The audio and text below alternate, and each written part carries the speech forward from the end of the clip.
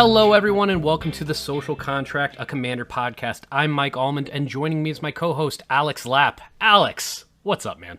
Mike, this week we have another very special guest.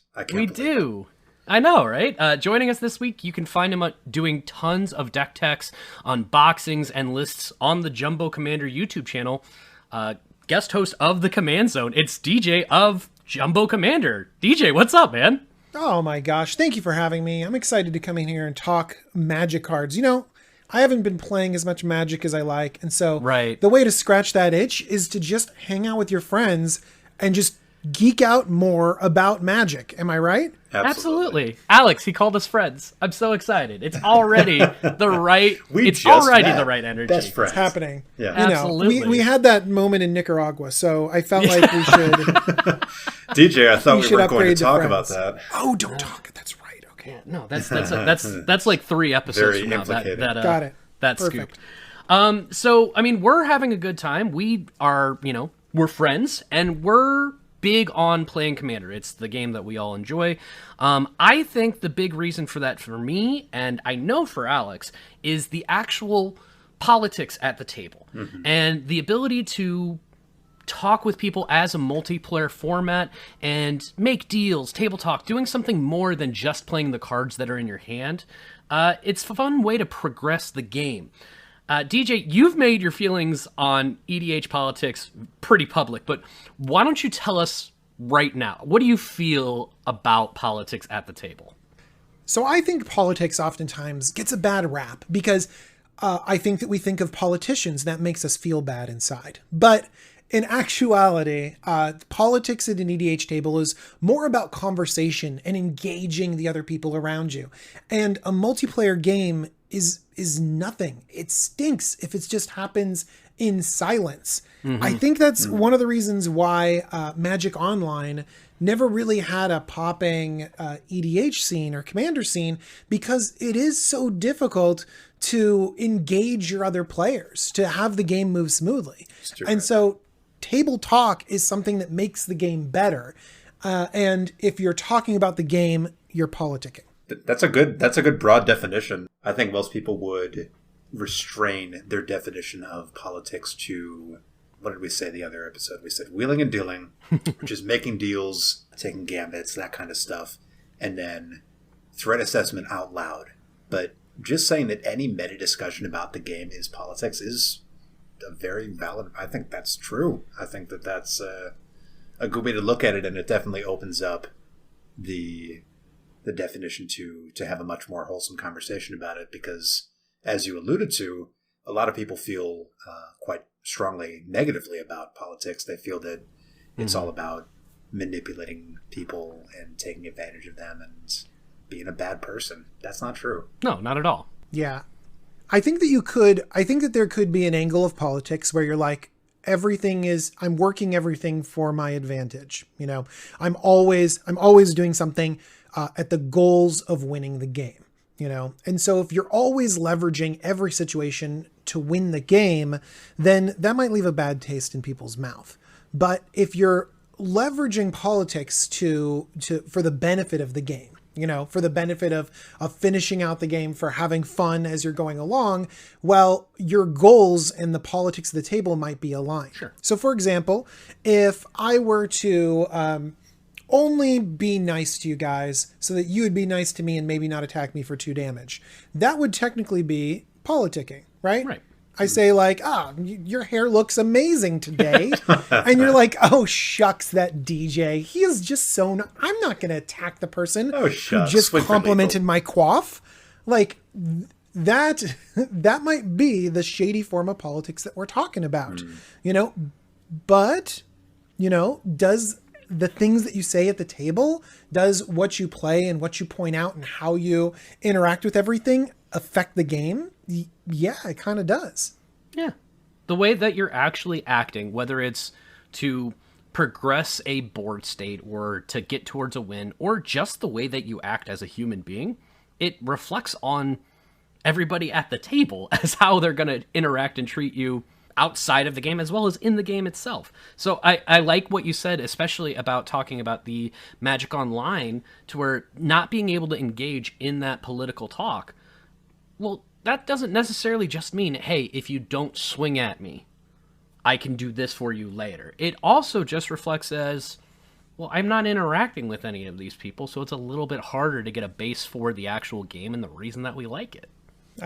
Yeah. And don't get me wrong, the horribleness of the program plays an also a large role in this, but it doesn't keep people away from other things. I crack out the program to play Cube on it. Mm-hmm. You know what I mean? And I love Cube. Why don't I crack out the program to play Commander on it? You know? And so we are able to get past the program, even though that's a big hurdle. But also, it's just in Commander, we're missing so much. And online gives us a huge, you can build the most amazing decks for like really, really inexpensive on online. You would think that price barrier to entry would mean that we'd be on there constantly, but it's not. And I honestly think that it's because the best part, the community, is lacking there. Yeah, like you said, the amount of hurdles that it has to deal with, it's not few. But that is the biggest one as far as why I attempted. I didn't give it nearly as much effort to try and make a real go of it as I would have if I had more of that community feel, if I had more of that. The reason that I play Commander is cool, singleton format. Okay, here's this card that's always kind of in my hand, even though it's not, so it's easier to build, all this fun stuff, battlecruiser. The reason that you play it is because of the actual group setting. And you can't get that.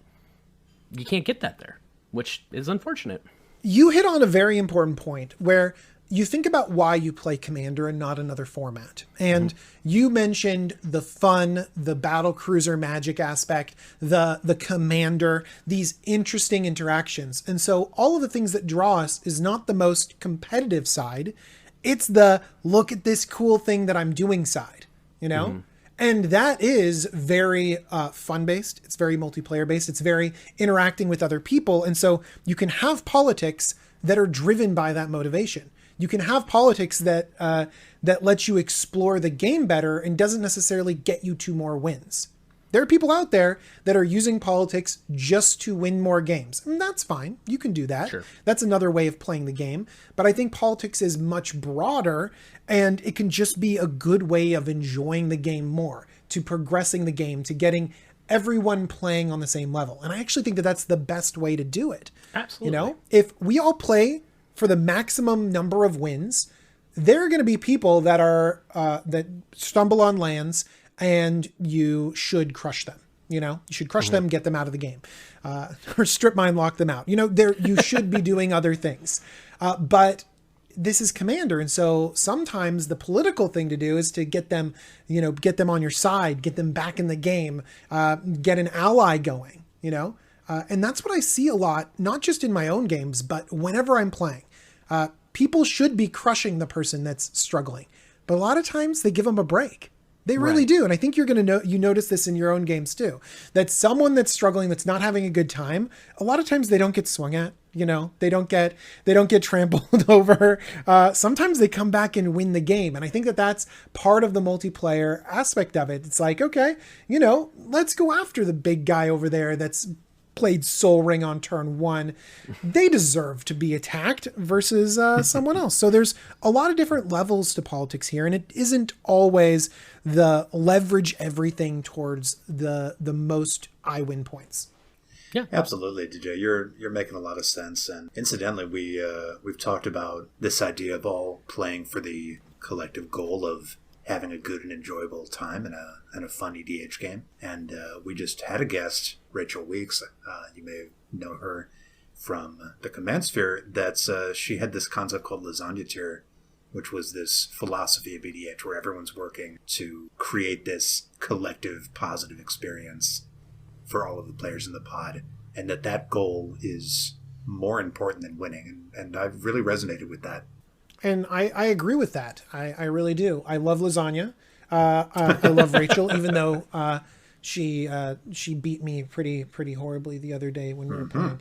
But in general, I like that idea that we're all moving towards a good experience. Yeah. And a lot of times, one thing that for newer people out there, you might want to, if you're just starting out at EDH, to reframe what winning means to you. Absolutely.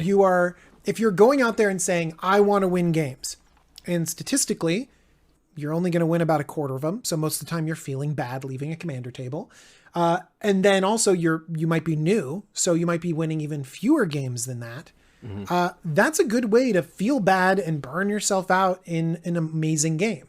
I know that I do not win the majority of my games, but I enjoy the vast majority of commander games that I play.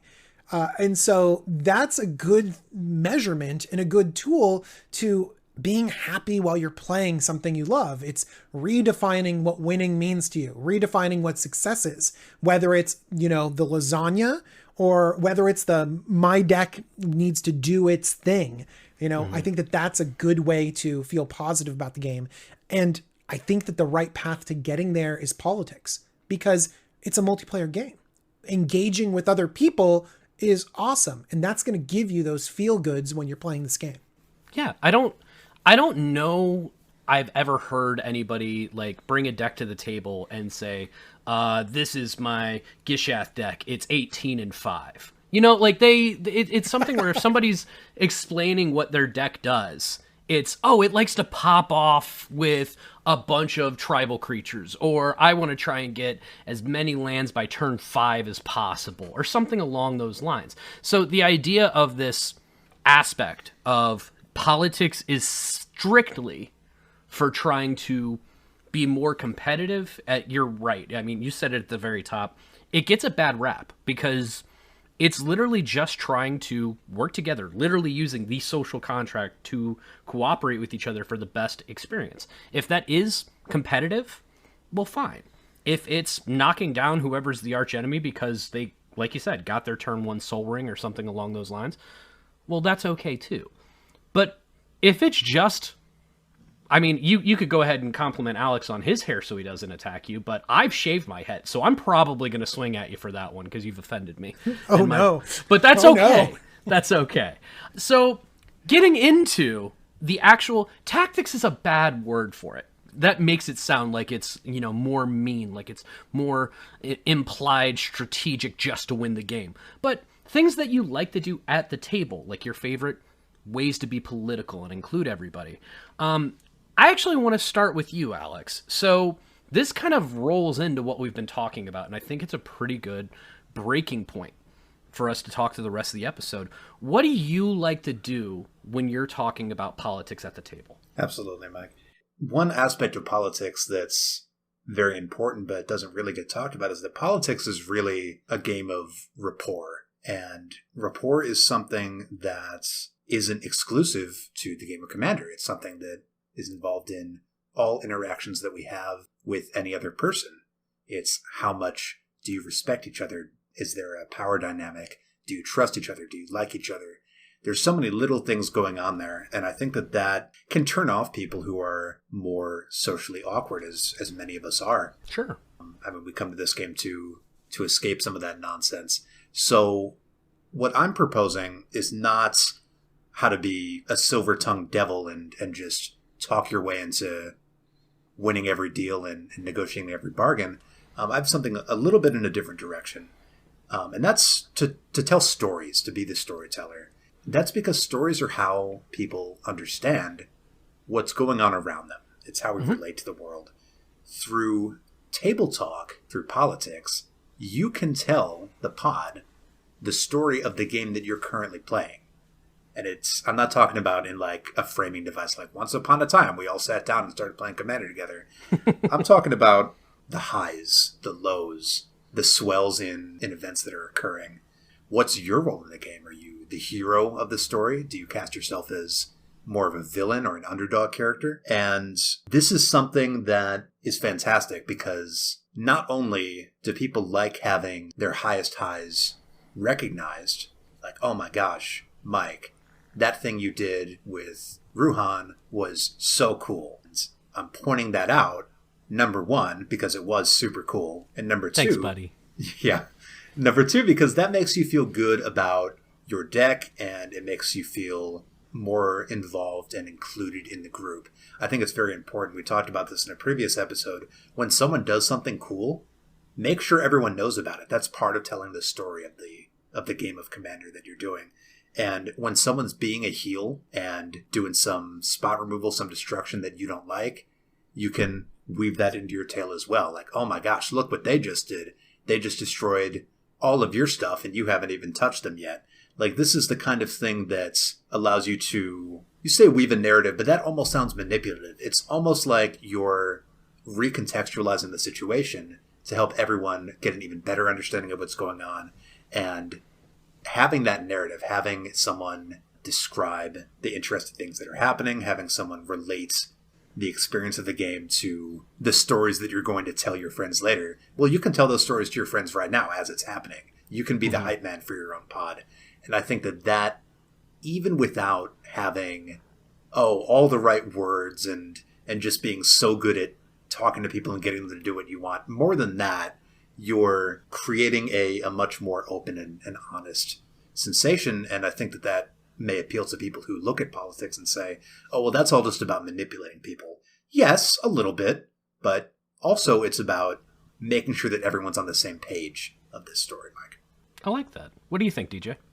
I like that too. And you give some good advice about recognizing when other people do something cool.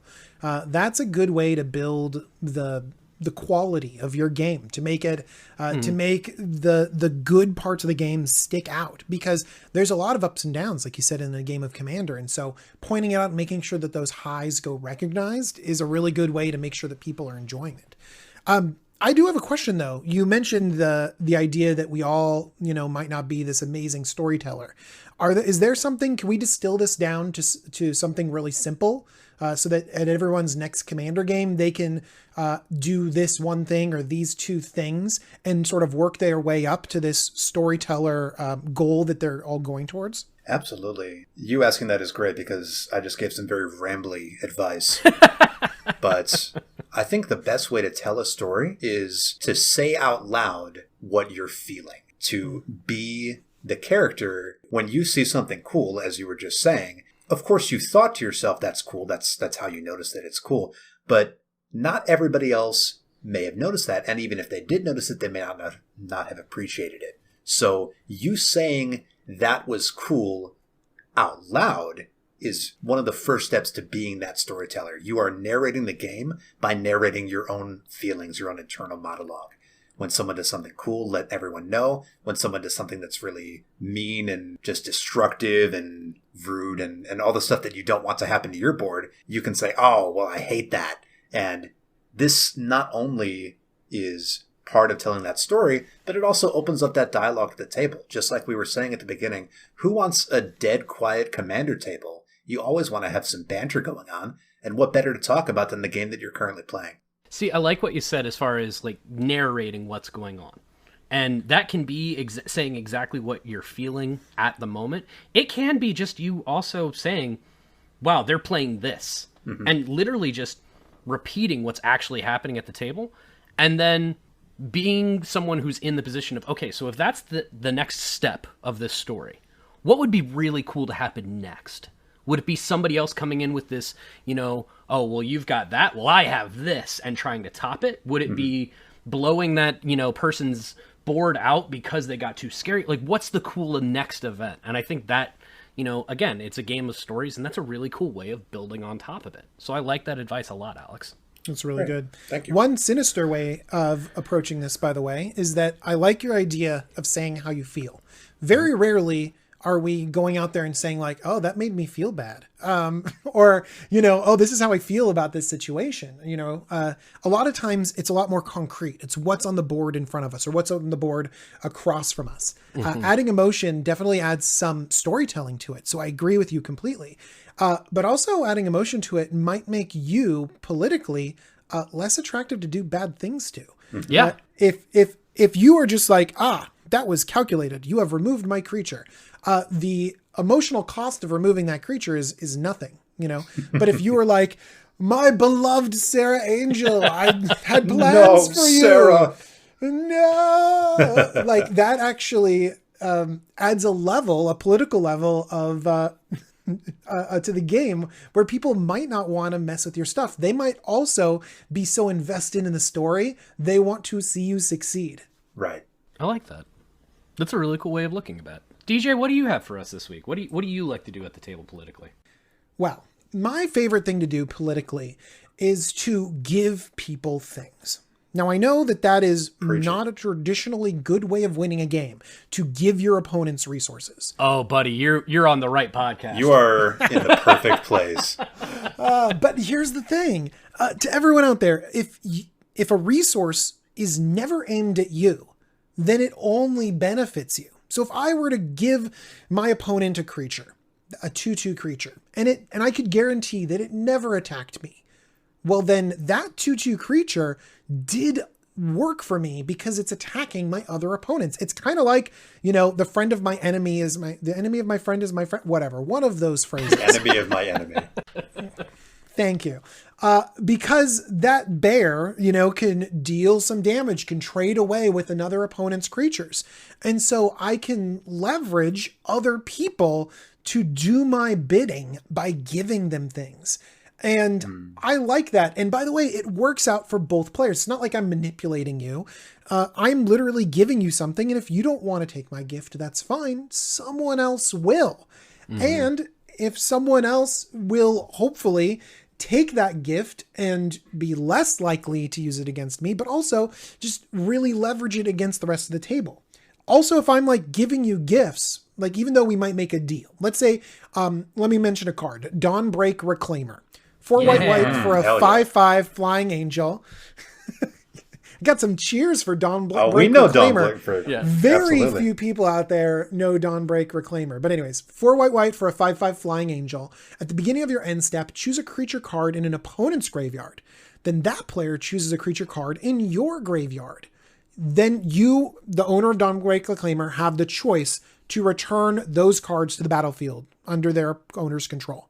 So basically, I choose something in your graveyard, you choose something in my graveyard, and then if I decide that's a good deal, they both come back to the graveyard to the battlefield. So that is like a huge reanimation effect that you get at the end of every turn, but you need someone on your side. Right. So the thing that I love politically about this is that you have to talk about this. Like there needs to be some back and forth and some negotiation. It's like, well, you pick that. I'm not going to pick anything in your graveyard. Let's see your graveyard. No, I'm not going to do that. Okay. Who's going to do this with me?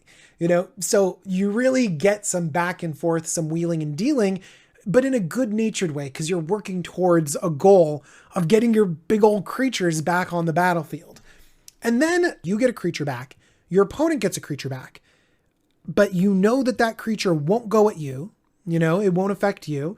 Because you just got it back for them. Why would they swing Exactly. at it? Exactly. They didn't have that without you. They did not have that without you. So not only do you, and you could make a deal, you could make it like ironclad, that thing never interacts with I find me it at better all. to formalize arrangements like that. Oh, wow. Your playgroup. Should you be giving advice about playgroup? No, just kidding.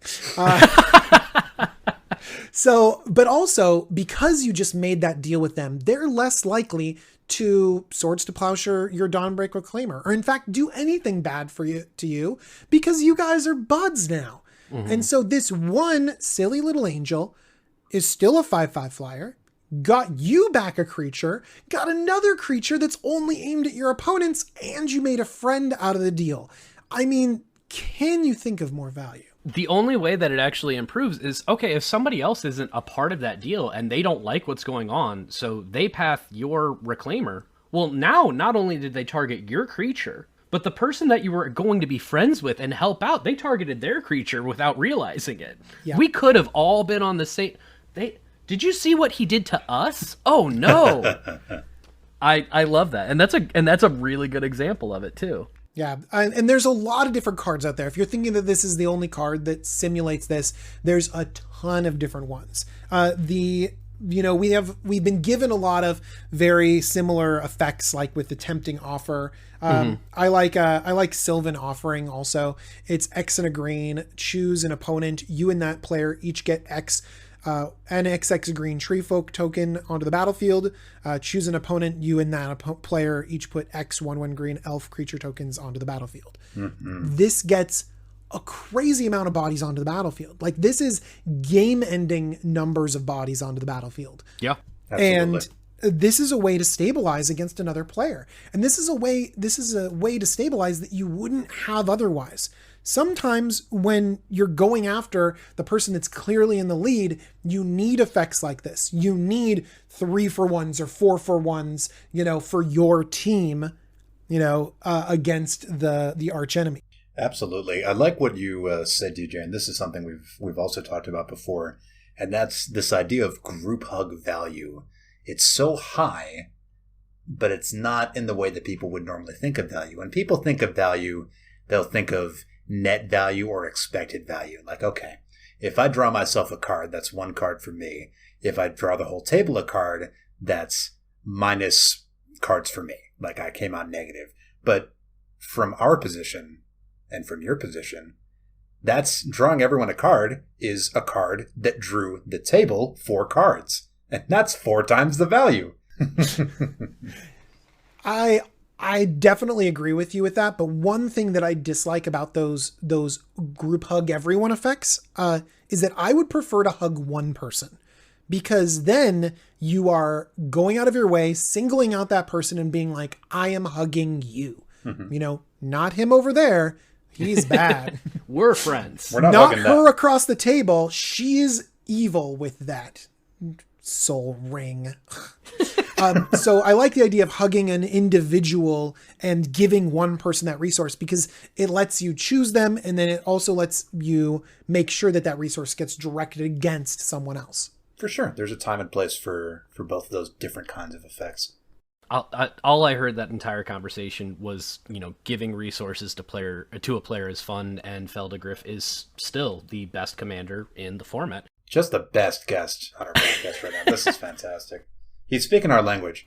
He really is. So we appreciate that, DJ. I feel bad now because you took a very good aspect and you made it sound as comfortable and go team go as possible. And what I've got kind of sounds a little sinister now, in retrospect.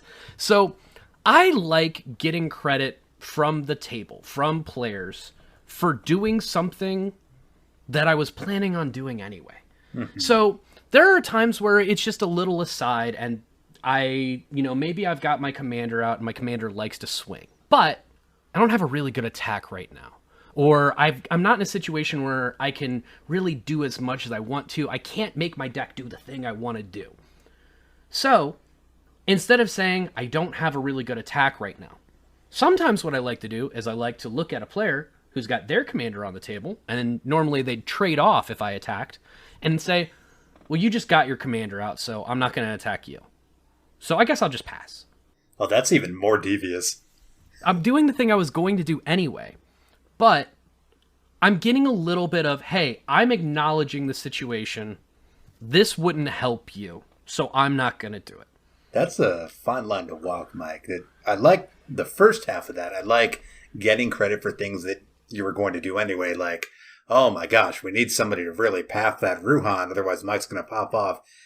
And I was already going to path it. I'll say, okay, I'll path it just to save the whole table, all right? And that's a little bit of extra. But you're saying to get credit for not doing the things that you already weren't going to do. And that can get a little bit fuzzy, right? You imagine the permission deck. It's Sure. like, okay, that'll resolve. You start to hate them. But see, you're talking about bargaining. I'm not trying to gain anything out of it, except for just, well, hey, hopefully the next time that they're deciding whether or not they're going to do something mean to me, hopefully that pops up into their head. Even if they fully acknowledge that, oh, that could have been bad for both of us, but he didn't do it, well, okay. Or me playing a veteran explorer, because I love that card, and me pointing out, man, you're looking a little rough on lands.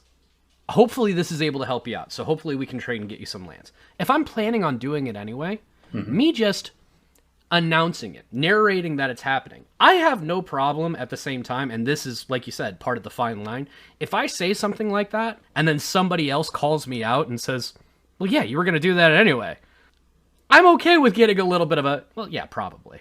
You know, I'm okay with that. If I turn into the supervillain for this story, if it's something where it goes the wrong way, that's still fun. Like, I still enjoy that aspect of the game. So if it's something where you can get a little bit of, just a little bit of dap for doing something that you wanted to do anyway, point it out. See what you get. What do you think, DJ? So first off, I think that there are lots of different ways to play, and you could take this to the even extreme where you could even be misrepresenting what's in your hand or pretending like you want to attack, but then not going. And that's still a fun way that people can play the game, because there are villains in games too. Sure. And sometimes you want to pull out a deck and be like the person that's gonna like wheel and deal and do that kind of stuff. So I don't want to like talk down anyone that wants to do this kind of stuff. Okay. For sure. But also I like the idea of engaging in the table, talking about the table. And that's what you're talking about. You talk with the table. Mm-hmm. One thing that I like to do is, what you're going to do anyway. So let's use I'm going to path this creature, for example. You know that you're going to do it. And so you could announce like, all right, I'm doing this for the good of the table. Or you could say to the table, I'm going to let you guys make the decision. Like, should I path this card right there? And here's the thing, deep down, that they're going to choose that, but you're actually giving them the authority to do it. My favorite card to do this with is actually Karavek the Merciless. You guys know this card? Mm-hmm. For the audience members out there, Karavek the Merciless is 5 black red for a 5/4 legendary human shaman. And whenever an opponent plays a spell, Karavek the Merciless deals damage to any target creature or player equal to that spell's converted mana cost. My favorite way to play Karavek is to literally be like, oh, that's your spell? Okay, like, where do you want the damage to go? And odds are they will pick the thing that I want to do. Or it opens up the table to threat assessment, where everyone's like, well, that's bad. No, what you have is bad, And so, and by the way, it's a given that I'm not going to target my own Karavek. Right. So they don't tell you to. Yeah, they're not going to tell you to target your own stuff. You're just like, no, at your face. The option is already sealed off. So what you can do is you can open up the conversation to other threat assessments and let other people sort of see where they would do stuff. And that kind of puts it in their minds about, well, where am I aiming this damage? What am I doing this stuff? Because if you're using that Path to Exile or that Karavek damage, odds are it's going at the right spot. Like odds are your threat assessment is the same as the people around you. And so giving them a little bit of control or a little bit of feedback, or letting them in on the decision making can make them feel like that's their Path to Exile, and then you're on their side. Spread the responsibility. Right. The example that I have that's a little bit better, and I was going to save it for later, but it makes more sense now. So I have a Vivictus Asmati the Dire deck. And for that one, it's 6/6 dragon, flying. It's awesome. When it attacks, for each player, choose target permanent that player controls. Those players sacrifice those permanents. Each player who sacrificed a permanent this way reveals the top card of their library, then puts it onto the battlefield if it's a permanent card. So with that, I am going to attack with this creature. If there is absolutely a threat that we can all safely say, no, that needs to be taken down a notch. Or if I attack with this, I'll let you choose what permanent you get rid of. We really have to take care of this. I was going to plan on doing it anyway, but I'm going to collaborate. I'm going to talk with everybody. And sometimes what has happened is I get extra information. Because I've had somebody tell me before, oh, if you don't attack with that, I'll handle it on my turn. Well, okay. I'm okay with that. I've gotten a little bit of information, and sometimes, Vivictus swings because it's a fun swingy deck, and I like Chaos Warping every turn for everybody. But, either way, it's one of those things just to try and keep people involved and hopefully gain a little bit of credit down the line, even if I'm not actually trying to make a deal or turn it into anything. I liked what you were saying about allowing someone to make that call. I would liken that to firing a gun. Not everybody wants to own a gun, but a good chunk of people would like to fire a gun once just to see what it's like, right? And so giving them that opportunity and say, hey, you can fire this gun. It's whatever you like, any of those things over there. And they might take you up on that just to see what happens, just to wield that power, but not commit to having to deal with that power all the time, just to have the opportunity to step on something. Oh man, we're talking about politics and now we're getting into guns. I think that's actually a good point for us to take a break. We're going to come back with some advice for players, talk about some cards that are getting underplayed and need to get a little bit more shine. And then we're going to close with a couple more examples on some decks that we like dealing with politics. We'll be right back. All right, we are back with something old, something new. Now, normally this is where I like to give advice to newer players, and we ask Alex to give some advice to some of our more veteran players. But whenever we have a guest, we have to take advantage of that. So, DJ, what is some advice that you have just kind of in general for Commander, for EDH, whether it's politics, whether it's deck building? What kind of shine do you want to give advice to this week? Yeah, so I have a lot of advice to give. You could hear me rambling in the first part of this episode. But actually, one of my pieces of advice ties to some of my choices for the next segment. Sure. And actually, I think that one way to be political and to engage the table is to choose cards where you give your opponents some choice. Now, usually we think of this as like giving your opponent's choices bad. You know, remember those Punisher mechanics that they have, like a card like Browbeat. It's 2 and a red, you know, you can have it deal you 5 damage or you get to draw some cards. Usually that's like not a good effect because if your opponent has a lot of life, they'll just take the damage, you know, and if they're at 5, they'll let you draw 3 cards. So the card never really does what you want it to do when you're giving your opponents the choice. So traditionally these cards are weaker, but I think that in Commander, giving your opponent some choice can really open up table talk and can really create a bond and create a much more fun experience. And one card that I've seen this happening to from the most recent set is Burning Rune Demon. It's 4 black for 6/6 flying trample, or no, not trample, flying demon berserker. And basically it's when it enters the battlefield, you go searching for 2 cards and your opponent gets to choose which card goes into your hand and which one goes into the graveyard. And so I was thinking about this card and thinking, is it better than Runescarred Demon? You never get what you want, you know, but it's 1 mana cheaper. Maybe in a graveyard deck where like you want it in your graveyard, you know, a Muldrotha deck or something like that. I was trying to feel if this card sort of replaced Runescarred Demon. Do you know what I mean? Yeah.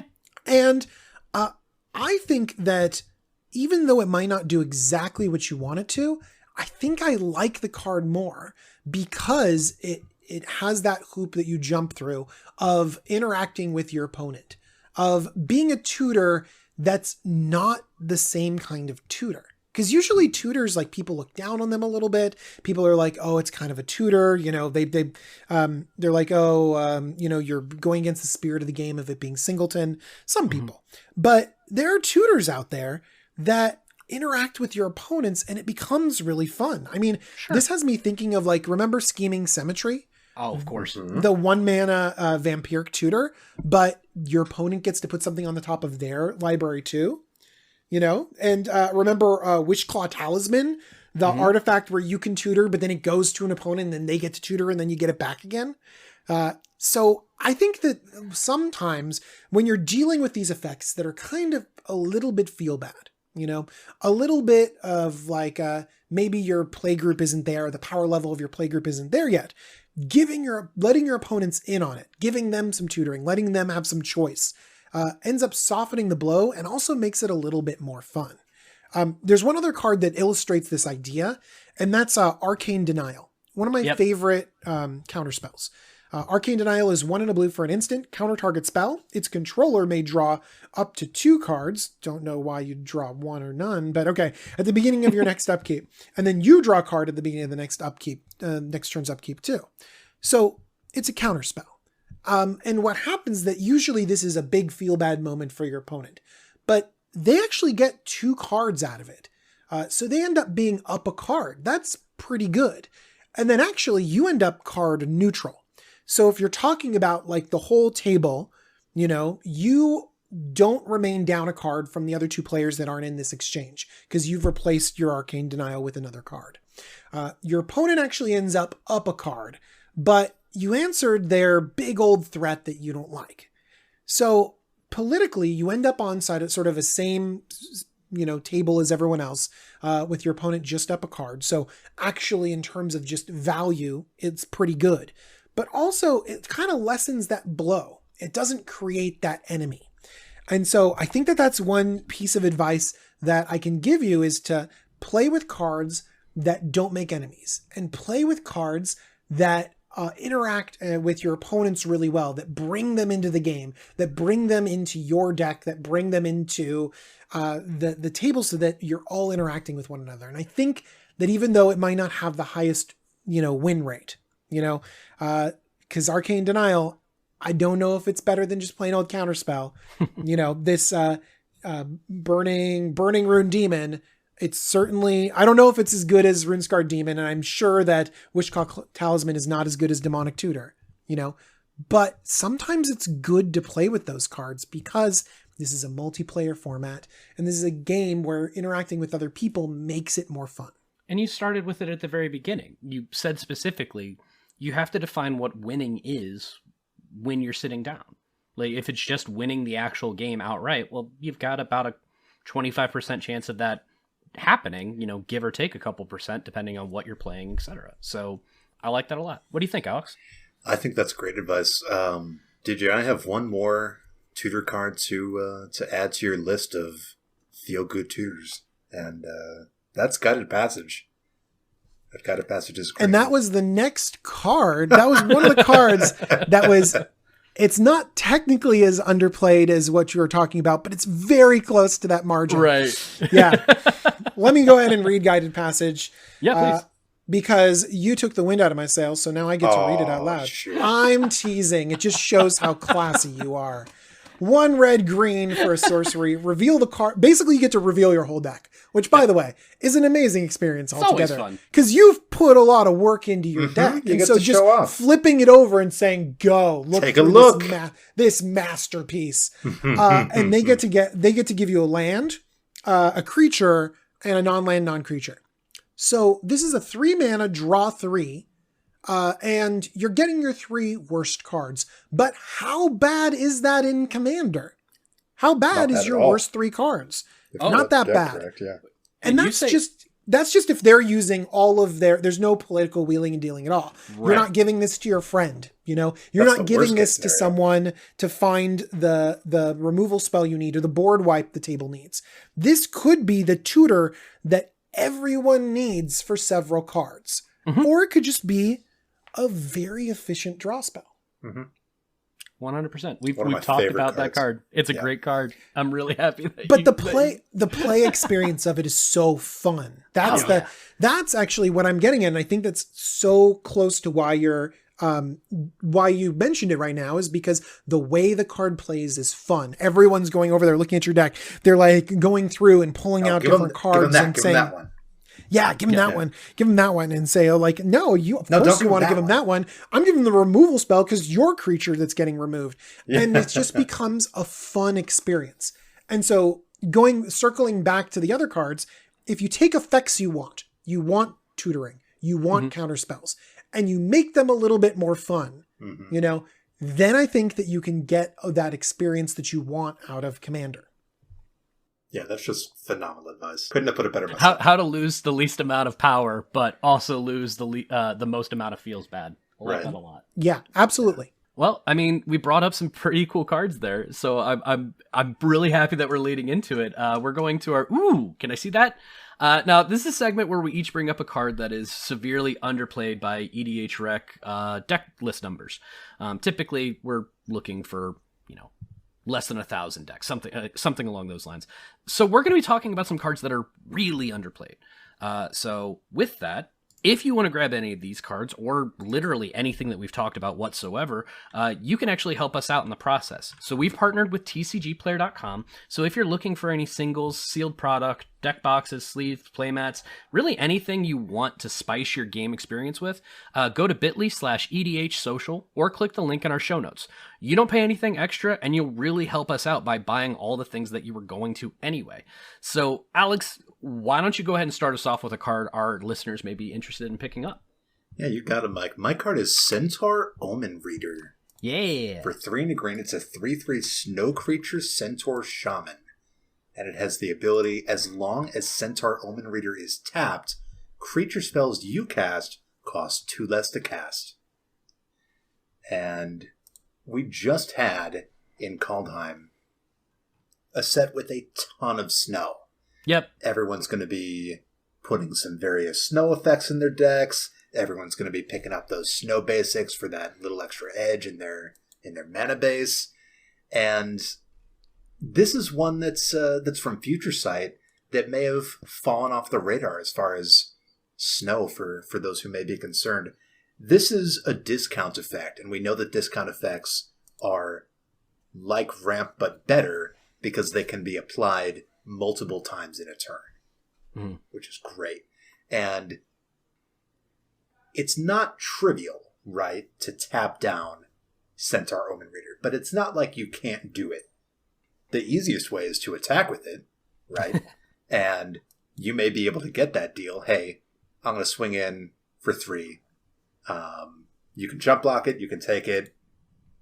Please don't kill it, but, I just need to cast some creature spells, and they won't be coming at you. That's something that can happen, but there are many decks that care about tapping and untapping permanents. There was Archelos, the turtle. Yep. That controls whether permanents come into play tapped or untapped, and presumably is able to tap and untap permanents quite well. This is perfect for that deck. As long as you have a way to tap this down, maybe with your Cryptolith Right, maybe with attacking, maybe with Earthcraft or various other effects like that. But it's a nice discount, and it's not for every deck. But as more decks start to incorporate snow, and as more decks start to deal with this kind of effect, I think that this is quite underplayed, and it's in, according to EDH Rec, 259 decks out of 236,000, which is, of course, 0%. What do you guys think about this one? I think that's awesome. I think that one thing that's really funny, though, is that, like, when I think of the Snow Commander right now, I think of Jorn, God of Winter. Yep. But if you attack with Jorn, it untaps all your snow permanents. It untaps the Courser again. But here's the thing. The backside of Jorn, the called ring of the rhyme staff, that you can tap it, play this from the graveyard, and it enters the battlefield tapped. There you go. So you can swing in with this, and if it happens to die, it dies. Ends up in the graveyard, you bring it back again, it ends up tapped, and then you cast something else. Perfect. Here's the thing. Snow is going to be at a hot commodity if you want to play with snow cards, because it just has a ton of other synergies by just being snow creature. So I think that people might look at it and be like, the 4 mana 3/3. Okay. It's hard to get a discount, but when they take into consideration all of the thematic elements to it and all of the other advantages that snow can bring, I think that this is an amazing choice. Especially when you consider the fact that even with Kaldheim and Snow Matters being, coming back into the fold, this card is still like 60 cents. Like, it didn't see like a huge uptick. It's still really efficient. TCG Player says it's 28 cents. Well, there you go. Like, I'm all sorts of different places. Like, it's not an expensive card by any means. This is dirt cheap. Man, if only Green, could use the ability of reducing the cost of creature spells. Yeah, why would a green deck want to reduce the cost of playing creatures? That doesn't make any sense at all. So, speaking of green creatures, man, I feel bad. This is we have a friendly guest. He's been awesome, and I have just been like the meanest that I've been on a recording we've had so far, because the card I want to talk about this week is Dystopia. Yeah. Oh my gosh. This is a 1 generic, 2 black enchantment with cumulative upkeep, pay 1 life. So at the beginning of your upkeep, put an age counter on this permanent, then sacrifice it unless you pay its upkeep cost for each age counter on it.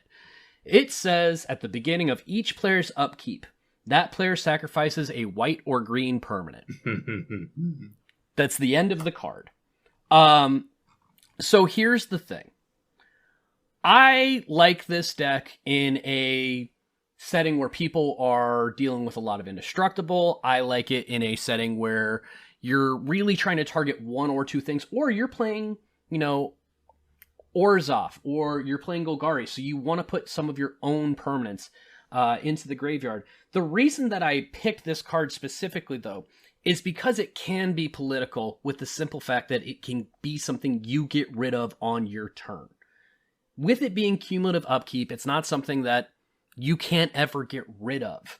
So seeing what's there on the board, having something where, at worst, it's an option for you to try and get some death triggers. It's an option for you to try and get something really problematic away from the actual board. But the fact that you can get rid of it on your upkeep, I'm a big fan of that. At the same time, I totally recognize this is a pretty mean card, guys. Mike, I'm so proud that you've once again selected a Stacks piece. I feel so as gross. Your card choice. It's just lovely. Now, ideally, you probably are playing this card in a deck that has green or white, but if you were to do that, and if you happen to have, say, 8.5 tails in your 99, which I'll go ahead and read, is 2/2 for double white, legendary creature Fox Cleric with 2 activated abilities. The relevant one that we'll talk about is pay 1 and target spell or permanent becomes white until end of turn. See, it made me, I felt like just this deep, cold sadness that I had picked this card. And now I feel a little bit better because I didn't think about that combo. And when you said it out loud, I just went, no, that's mean. Stop it. So I feel a little bit better. I still feel bad. DJ, help me out here. I can help you out because I have this card in a deck. Nice. I have a Progenitus. I'm gonna hate on colors deck. Awesome. Okay. And so literally every card in it has like protection from something or hates on a color in a specific way. And so this is not a good deck, but man, if my cards line up against yours, if I draw, the right part of my deck against your monocolor deck, I will destroy you. And so I think I enjoyed this deck. Does it perform very well? No, I don't bring it out very often, but it's pretty good. So I have a card that I was going to talk about, but now that you've brought up, sort of this other stuff, because here's the thing. What have I done? There was Guided Passage, and to go along with Guided Passage is Manifold Insights, where it's a 3 mana card draw spell. You reveal 10, your opponents choose it. Do you know what? Manifold Insights. It has more than 1,000 copies in decks, so very underplayed, but for sure, definitely not like the true underplayed that you're talking about here. And it's so close to Guided Passage. Get out of here, Manifold Insights. You are not my choice today. That's our bonus card this time. That's your bonus card. Nice. I was thinking about another card, also at 0%. Hall of Gemstones, but it's on the reserved list. Yeah. So let's not talk about that reserved list. $30 Dystopia is on the world. reserve list. Yeah, I know. Let's not talk about that. Let's talk about a card that messes with politics like crazy, that makes a table miserable and excited at the same time. Let's talk about the 43-cent card, Ice Cave. Yes! Ice Cave is 3 blue for an enchantment. Whenever a player plays a spell, any other player may pay that spell's mana cost.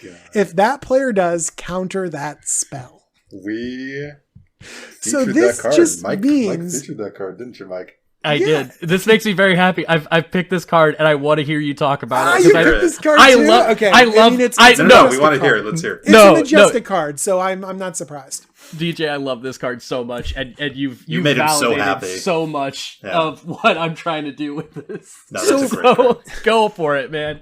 So basically, if you've ever had the desire to play Zur's Weirding, but you weren't a horrible person, Ice Cave might be the card for you. That sounds like me! Zur's Weirding. So number one is that if you might have access to more colors of mana than your opponent does. And you might be able to utilize that a little bit better. So you have the Chromatic Lantern in your deck. You have that new land that taps, makes everything tap for everything. So you might have that color requirement that your opponent doesn't. So you can counter those spells a little bit better. You might actually have access to more mana than your opponents with your Seedborn Muses and your other untap effects, even your Jorns that are attacking and untapping all your Snowlands.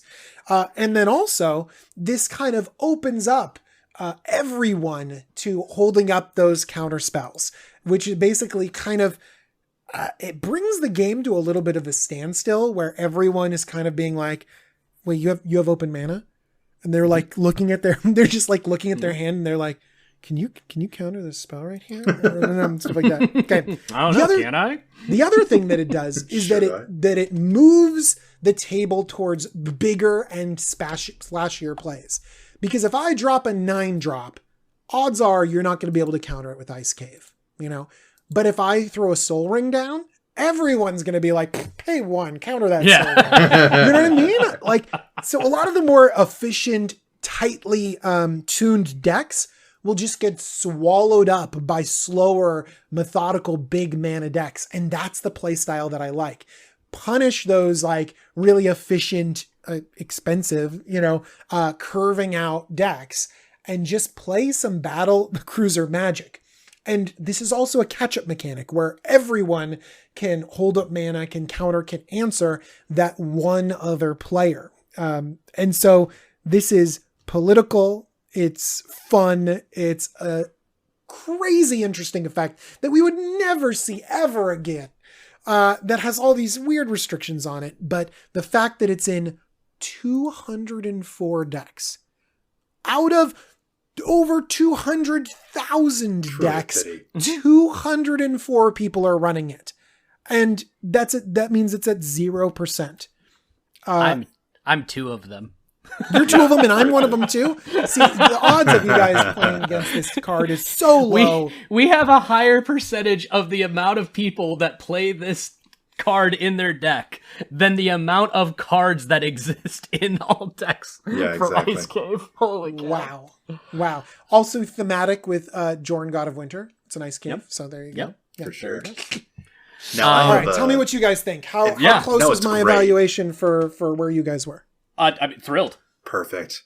I mean, you literally picked a card that we love, so I'm so happy. One more honorable mention. Just the moment that you said you have a Progenitus Hate All Colors deck. And now that you've mentioned a card that Mike has already mentioned, I feel that my conscience is clean. I can bring up one more card that we've already talked about, if only to see if DJ might like to include it in his Progenitus deck. Or maybe he already has it in there, and that card is Drought. Drought. I do not have Drought in there, but let's talk about it. Talk about it for us. 2 white for an enchantment that says at the beginning of your upkeep, sacrifice Drought unless you pay white. Spells cost an additional sacrifice a swamp to cast for each black mana symbol in their mana costs. Activated abilities cost an additional sacrifice a swamp to activate for each black mana symbol in their activation costs. It's so. Is that enough color hate really for you, DJ? It's so anti-black. Oh my gosh, it's so mean. It's truly devious. The reason why I have Dystopia and not some of these other effects, because there's a lot of really messed up ones, is that I do like to kind of hit 2 colors rather than just one. So aiming, actually, that's not true. I have hold on, looking at the deck. I have Carpet of Flowers in here, just going after islands. Sure, Carpet of Flowers, great. So maybe I'm not, but yes, this is so punishing for the black players. They just can't do anything. It's majestic. You're done. You need a very particular play group to play decks like these, and certain cards like these. Even I don't play that one. It's majestic. Thank you. I remember when the social contract was a group hug and having fun. It is. It's a symmetric effects podcast. Sometimes symmetric effects involve dystopia and drought. I'm fully aware that of the people that were going to make this heel turn, I initiated it. I don't feel comfortable, but that's okay because, like we said, these cards are weird. They're awesome. I'm really happy that Ice Cave is something that you're running. In That's for a fantastic. Penny, in for a pound, Mike. Oh man. So if you want to talk about, or if you want to look into getting any of those cards, first of all, really think about it and make sure that your group is going to be okay. Yeah, you need to be careful with some of these cards. But then, yeah, if you want to pick them up, again, go to bit.ly/EDH social, pick them up. You'll be helping us out. You'll be improving your deck, or at the very least making it slightly more interesting. And that's always the point, right? So, absolutely. Closing topic here. Anytime that we have a guest, I want to ask them basically just kind of what they're doing, especially with the year that was 2020 and even going into this year, there's not a whole lot of, there's no like going in and trying to see what your local game shop is doing as far as playing and things along those lines. So are we brewing? Are we buying? Are we just kind of tinkering? So what are you working on? What are you working with? DJ, what is your political deck de jour that you're working on right now? Unfortunately, I haven't been working on political decks. And one of the reasons why is because political decks are really hard to play on Spell Table. They sure are. And that is a big downside. And so my political decks have gone unplayed for about a year now. And so that does make me a little bit sad. It doesn't mean that I have stopped brewing. My most current brew was kind of inspired by Kaldheim a little bit. Okay. I've always wanted to have a pod deck. Birthing Pod is a card where you can sacrifice a creature and go tutor for one that's one bigger in your deck. And so there have been decks across history that play Pod, and it's this value engine, and it's something that's really fun. Sure. They gave us in Kaldheim a second copy of Pod in Pyre of Heroes. There's just one little hoop you have to jump through in that it has to share a creature type. So if you are doing some sort of creature-based or tribal-based Pod, then you suddenly have more copies. And they also gave us Fiend Artisan in Ikoria. So now we have more copies of Pod than ever before. And then also they gave us this card, a Realm Walker, which is another sort of effect that is very difficult to get. You can play cards that share a creature type, so tribal cards off the top of your library. So if I'm making a Pod deck, let's see if you guys can guess what tribe I did. It's not a unique tribe. What Pod deck do you think I'm putting together? What do you think, Alex? You already know two of the colors. I was going to say Elemental. Just because I don't know. I think that's just the one stuck in my head right now. What about horses? Oh my gosh, you guys are way classier than me. I picked a very boring tribe. I picked tribal goblins because I didn't have a goblin deck. That's not classy. That's awesome. It's very, look, we were just talking about 0%, 204 decks on EDH Rec, and now we go up here to all the tribes, and goblins is 1, 2, 3, fourth most common. But Goblin Pod. But Goblin Pod is so fun. It's Podlin. You guys get Podlin. I love that. You guys have no idea how majestic it is to pod into a Siege Gang commander and then into Muxus. And then you have so many goblins on the battlefield. It has been so much fun to play. And with some of the sacrifice outlets that came out of Modern Horizons, it's become this goblin tribal pod aristocrats, podcrats. It's been a very fun deck to build. That's so interesting. Did you talk about that? There is one more that maybe it was just so far back that you didn't recall it, but that's Vanifar Prime Speaker Vanifar. Unfortunately, with the blue, I couldn't make the blue work. Yeah, I couldn't make it. And I have a Vanifar deck. It's a group hug Vanifar deck, and I love that deck very much. That's a good one. You know, Vanifar got a bad rap by being so powerful, like really like inherently powerful, that it didn't get a lot of decks built by it. You know, it didn't really rack up the numbers as some of the other things. And so I like the idea of you're like, oh, I got this super powerful commander to give you value. Pretty much. Alex, your restrictions on that Vanifar deck were just like, no, it's just creatures. Oh, they're very harsh. I only have creatures and lands. There's no spells.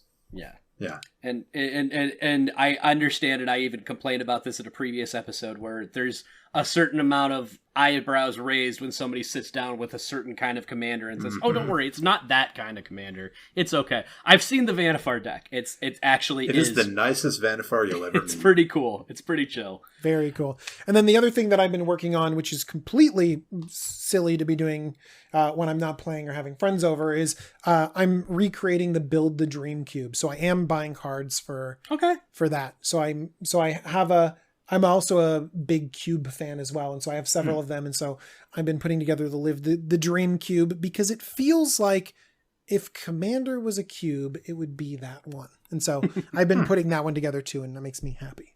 Very nice. Well, that's very cool. Alex, what about you? We talked about the Mana Burn Commander from Commander Legends. Is there anything that you're looking into building other than it in Bell Bay? What's going on with you, buddy? Well, I mean, I got to tell you, Mike, and I pretty much will usually have this answer, is that I move very slowly when it comes to creating new decks. And that may just be because I'm constantly pruning and preening and improving all of my other decks slowly. But yes, Bell Bay is my most recent deck, and that was my first deck in a long time. And I built her as what do you call it? Group hug, group slug, where we're causing life loss at instant speed to donate mana at instant speed. And I just love that so much. I did make some New Year's resolutions. I do have those decks that I'd like to make, and a couple of those ideas were just a 99 lands deck, which is becoming more popular these days, but at the time it was a relatively unique idea. And and also a mono white, just mean boy deck.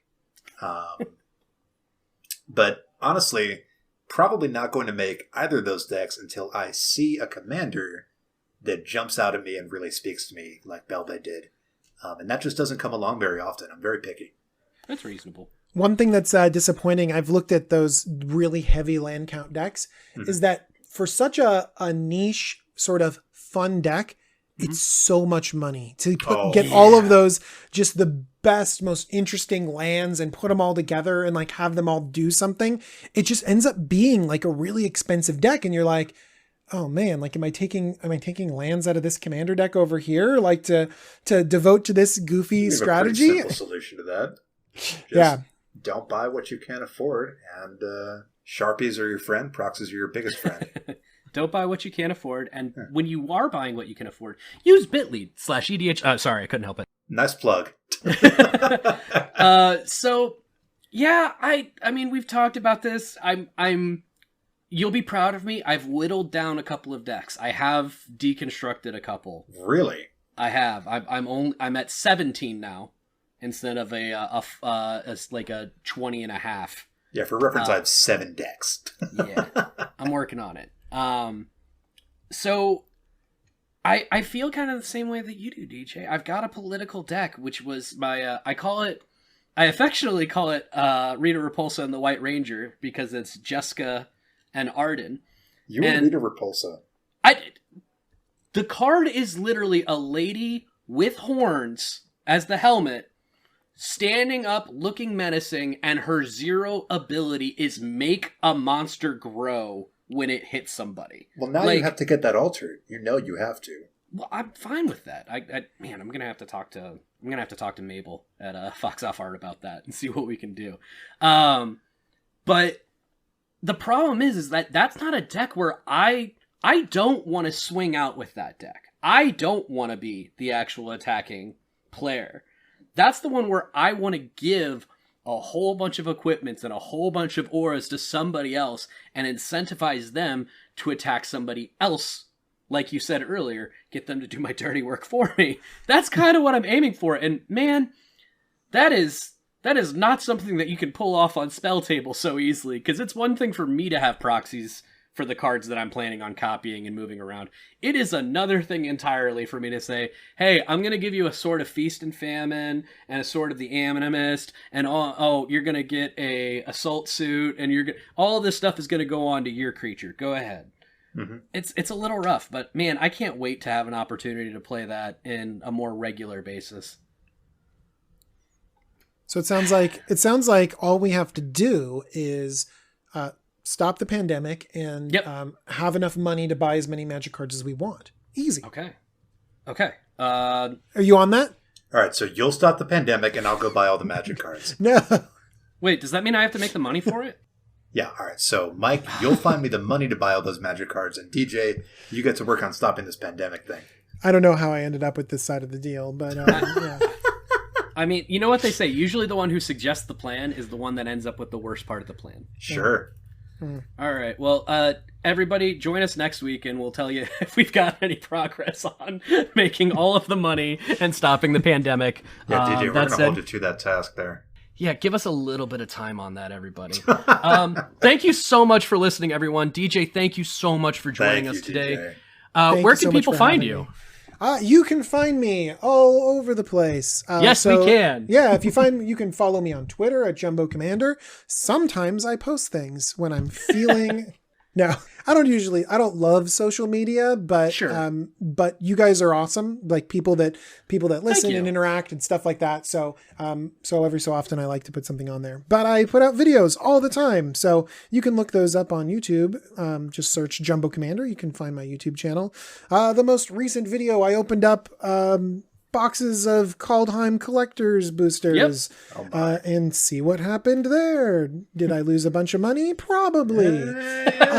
I also do a bunch of deck techs, and so my most recent deck tech is kind of a political one. Disrupt Decorum on a commander? Come on. Yeah. Gotta do that. So definitely have some good stuff there. So check me out on I want to give a YouTube. shout out to my favorite deck tech that DJ did. And that's the $19,000 Commander deck tech. I have another version of that. Really? In the works because everything's more expensive now. Yes, it is. I don't know if you guys know this, but we play an expensive hobby. We sure do.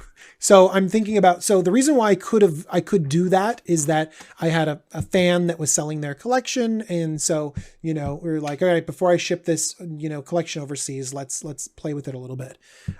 So now I need some access to some truly expensive cards. And then I'll be able to put together an obscenely expensive commander deck soon-ish, maybe. I don't know. Well, we eagerly await that. See that, everybody? That's called a teaser that we weren't planning on, but it worked out anyway. All right. Alex, where can we find you? Sure, Mike. You can find me on Twitter at LapperMedic, Lapper Medic, or you can email me directly at alex@edhrec.com. Guys, if you have any questions or comments for us, follow us on Twitter at EDH_social or email us at thesocialcontractedh@gmail.com. DJ, again, thank you so much for coming on. It's been an absolute pleasure. We'll talk to you all soon.